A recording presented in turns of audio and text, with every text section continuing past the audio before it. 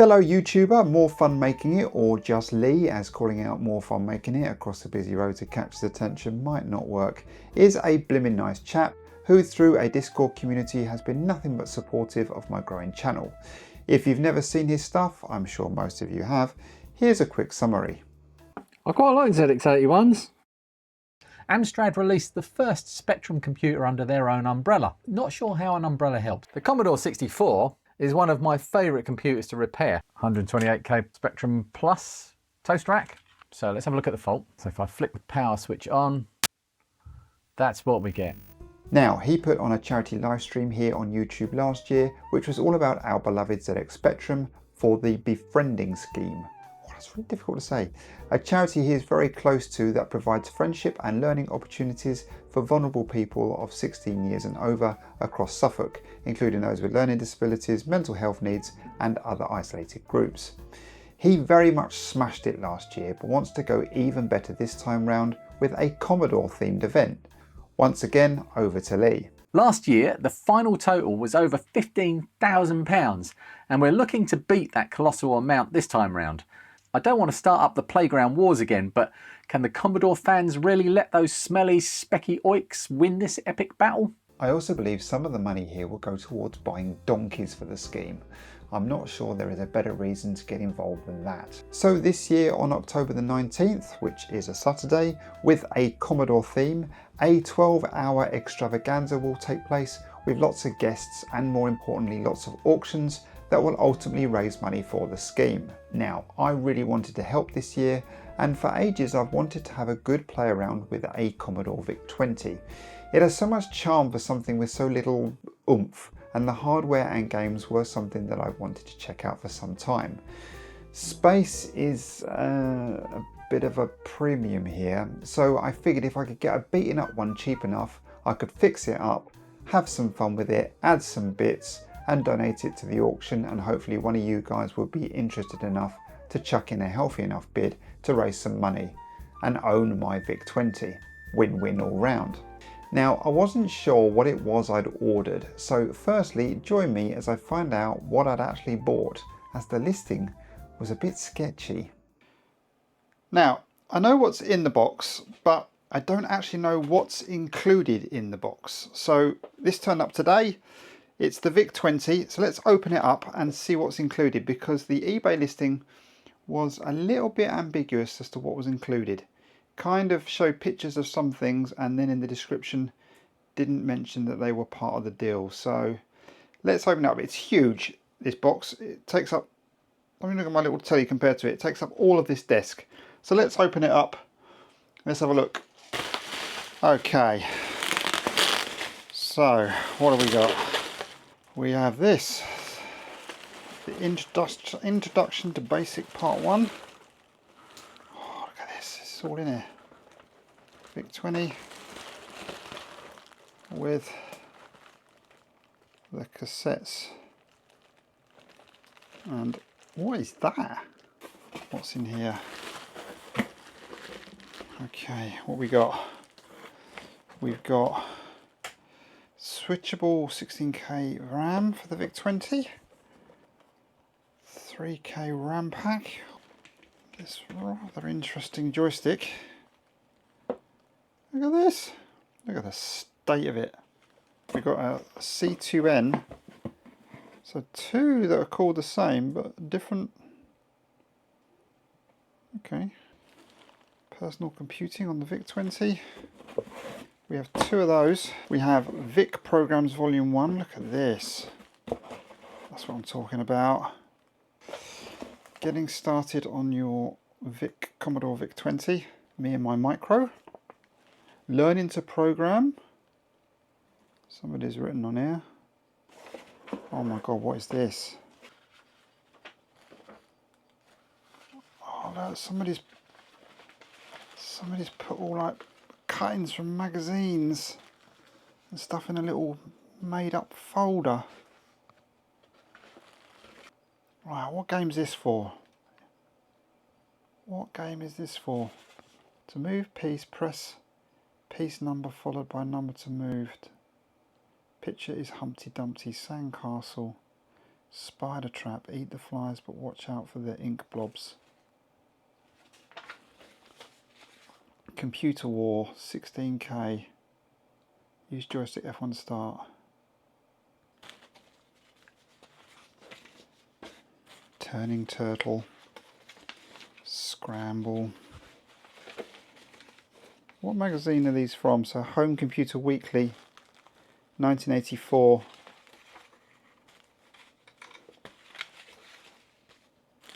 Trapped, only you can save Rapunzel.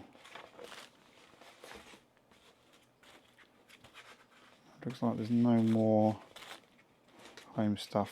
It's just stuff from magazines. Dalek Dodger. Look at that. That is fantastic.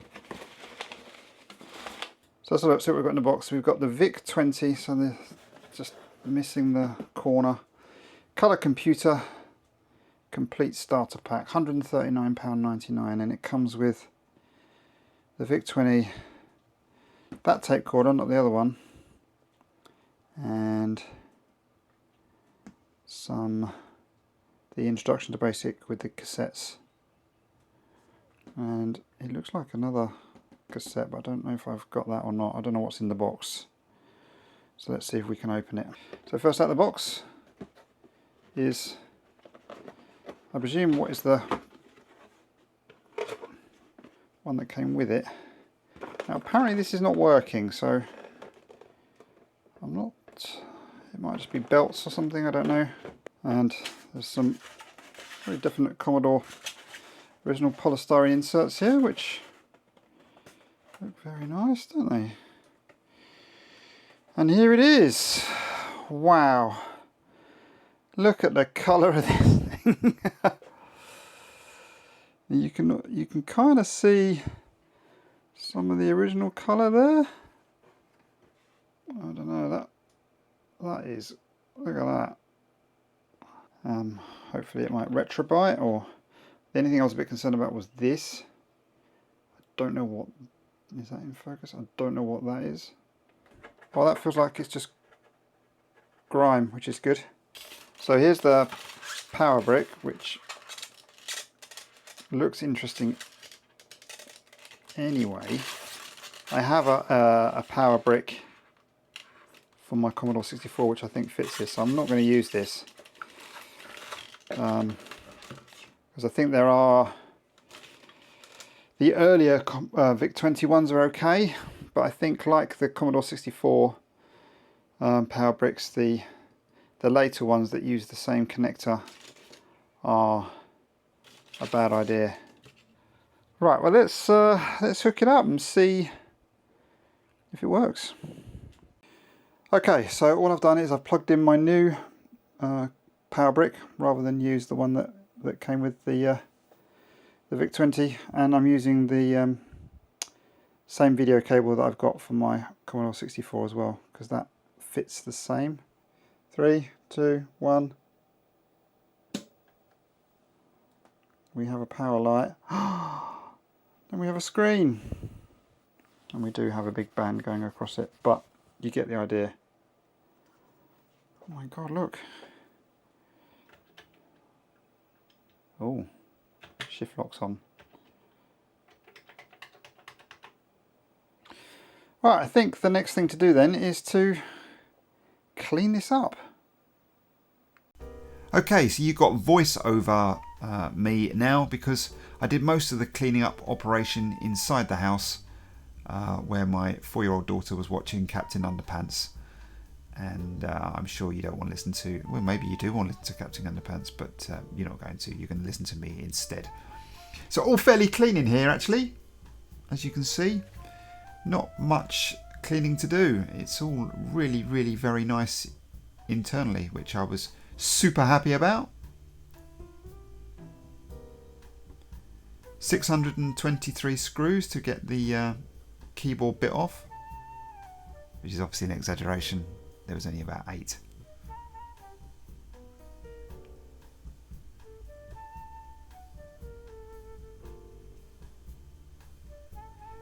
The little power light was a bit of a bitch to get off, to be honest. Just needed a bit more brute force, but I was worried I was going to break it, but I didn't.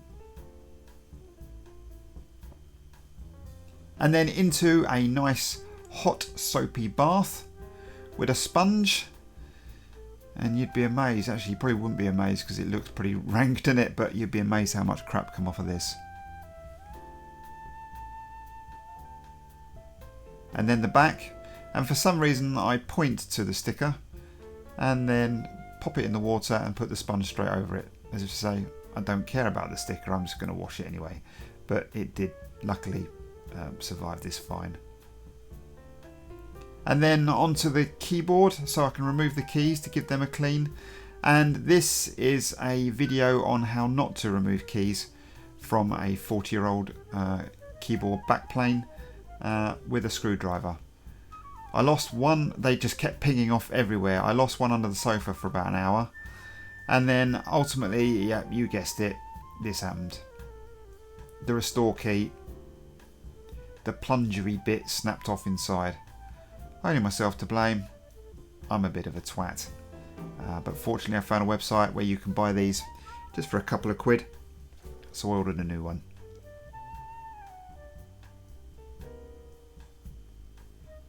So give the keys a bit of a wash, and then it's on to retro brighting.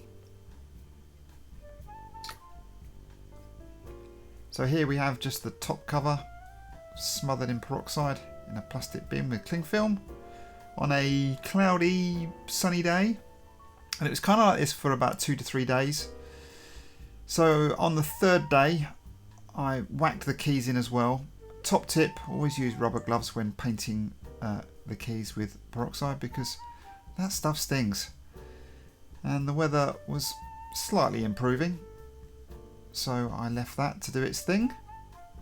I moved on to cleaning this keyboard backplane thing, which was really grim, but came up alright. I left the spacebar on because I always have trouble getting the spacebar on and off. And then I looked at the back and then suddenly thought, oh, I'm going to have a problem here, because I've got to try and get that new plunger in for the restore key that I snapped. And look at these bad boys. They don't look like they're going anywhere.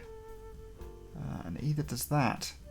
And although I didn't film it, I did manage to undo some screws on the left hand side here and prise it open enough to get me plunger in, so that worked out in the end. So after 5 days retro brighting, we finally have a much better looking VIC20. Take a look at this. I'm so happy with it. Yes, it's not perfect. There are still some very slight signs of the yellowing, particularly on the edges, but generally it just looks fantastic now. The keys really look good. A couple of them lost some of the lettering on the edge of the keys. I don't know whether this was the retro brighting or me just scrubbing too hard that did this, but I think it was a sacrifice worth making because they look so much cleaner and the whole thing looks so much better now. So I'm really, really happy with this. So we move on to the tape player, which when plugged into the VIC20 was doing nothing when pressing the fast forward or rewind keys. Interestingly though, when you press play, the VIC20 did receive a signal and start the searching, so something was going on. My first thought was, must be the belt, and I took it apart, and yet the main belt that drives the main wheel here was as saggy as they come. Now sometimes belts can be a bit of a bastard to replace, but not this one. Are you ready? Yeah, that's that done.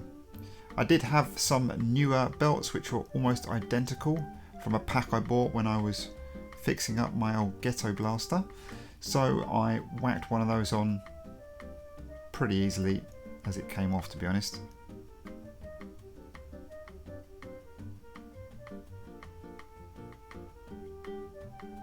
So there we have it, there's the new belt. I didn't bother with the tape counter belt because that seemed alright to me and looked like a bit more of an awkward place to get to.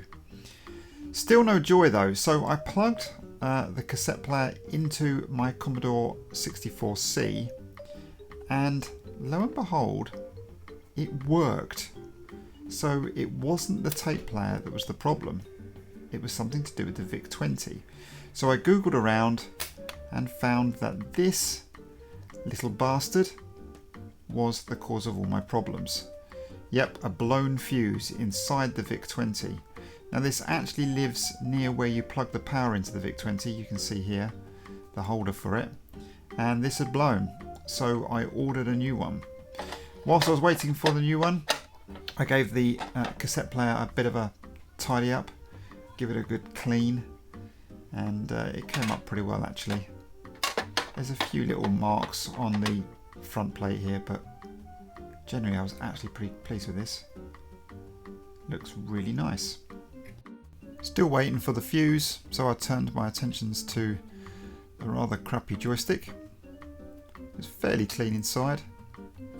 This spring was a bit of a joke, wasn't it? It was the size of that. No wonder the fire button's crap. And it had this kind of weird plastic insert, which was rather phallic, that went inside the rubber sheath.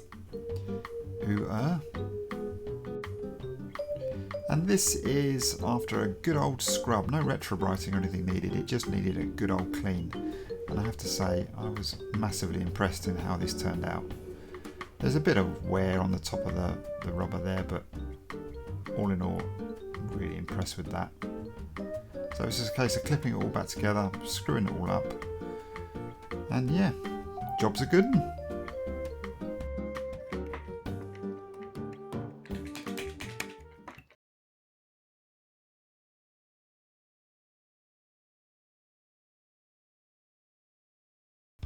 So, time for some testing. So what better way to test it than with the Introduction to Basic Part 1 cassette, which is the only cassette that I've got, so that's a thing.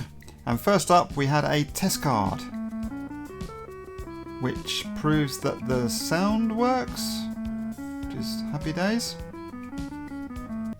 Then we had Hangman, which was the only game on offer here, which is, yeah, Hangman. So I really realised I really wanted to test out some of the VIC20 games, so I went onto eBay and treated myself to some.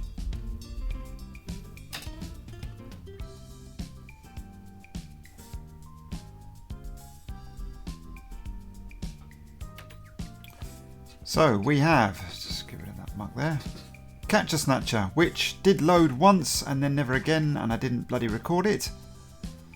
Rockman, which is a Boulder Dash type game from the Mastertronic 199 range. Not bad actually. New York Blitz, where you have to fly your aircraft along and bomb the buildings before landing. Quite good fun. Asteroids, which was, yeah, the Asteroids. Just a really crap Asteroids actually, didn't like this one. King Tut. Could I get this King Tut to load? No, I couldn't. Arcadia. Classic. Plays pretty fast on the VIC20 actually. Quite enjoyed it.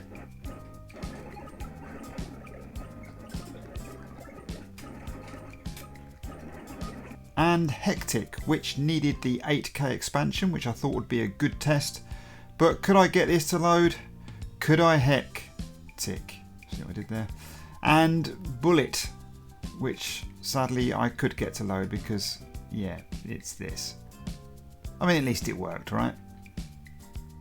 Unfortunately, I spent far too much time looking at this screen. Loading from tape was very hit and miss. Lots of rebooting, restarting, trying different sides, reseating cables. Yeah, very frustrating. So frustrating to the point that I actually went out and spent a little bit more money on one of these. A VIC20 game cartridge including 16 popular 8K games which are selectable with dip switches, which is very nice indeed and a lot easier than cassettes. You just plug it in, select the dip switch and away you go.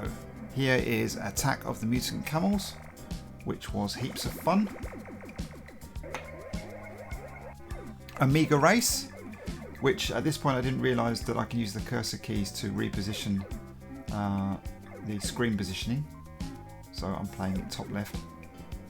But that was pretty good, much better than Asteroids. Cosmic Cruncher, which is just basically a Pac-Man clone, but with the Commodore symbol as your Pac-Man. Fair enough. This one, which I think is Cave In or Caved In, which was, I didn't really understand what was going on. You know, it was kind of a Boulder Dash game. Vic Rally X, which is a pretty good version of Rally X. Pac-Man, an actual Pac-Man, which was actually pretty good. A chess game. This one called Road Race, where you get to change gears and put the ignition on and stuff. That was alright. This one, probably my favourite, an old classic, River Rescue.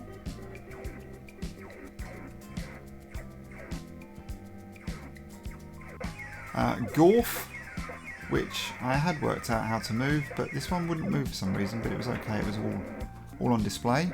This one, Raid on Fort Knox. This was pretty good fun once I'd worked out what I was doing. And Galaxian, classic, played absolutely fine here. And Arcadia again, which is the only one that's repeated on cassette and on the cartridge. Super Amok, which is kind of like a mix between Robotron and Berserk, quite interesting.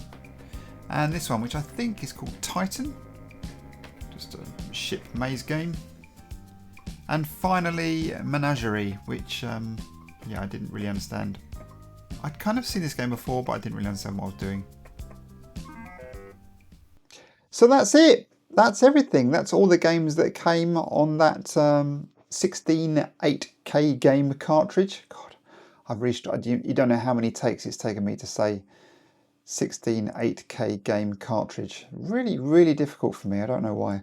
And yeah, and all obviously that will be included in the auction, along with all the cassettes that I bought as well. Some of which worked, some of which didn't for me, but it might be the cassette player, it might just be a me thing. You might have more luck than I did.